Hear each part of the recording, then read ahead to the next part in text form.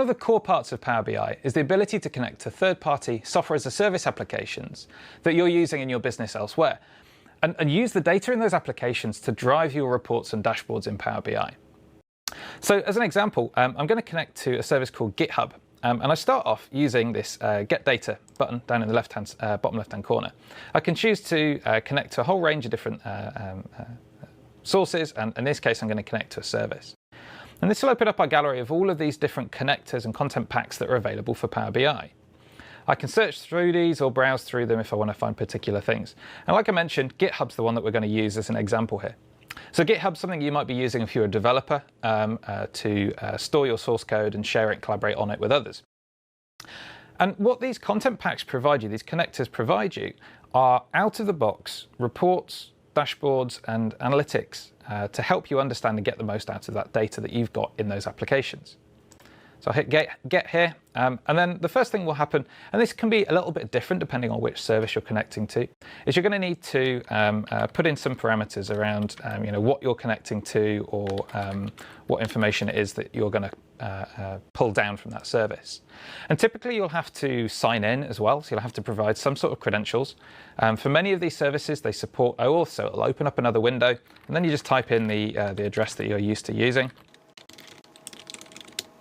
And now it will start connecting to that service and pulling that data over into Power BI and populating those reports and dashboards for you. And you'll see over in your navigation pane, you'll get new dashboards and potentially many new reports created to support visualizing and analyzing this data. It can take a few seconds or a few minutes to pull in that data depending on how much is in the application, but you'll soon see these tiles in this dashboard start to populate with the visualizations. So I can see now for GitHub, for example, we're looking at things like the number of pull requests that have been made, the number of users that are submitting issues, who's submitting the most open issues, and how these are changing over time. So I get this dashboard with some top-level information, and I can click through on any of these tiles and see the reports behind it. And typically the reports are going to have more details. They're going to let us do things like analyzing in different ways with different types of visualization.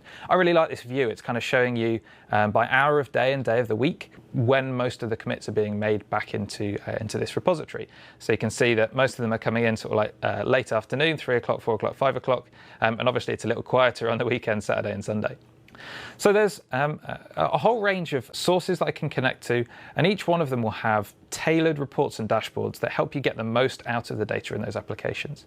So it's really easy to get started very quickly monitoring that data that, of course, then you can pin and add to with data from other sources across all of your Power BI dashboards. So just as I can with any other data source, I can pin these visuals to any of the dashboards that I've built in Power BI.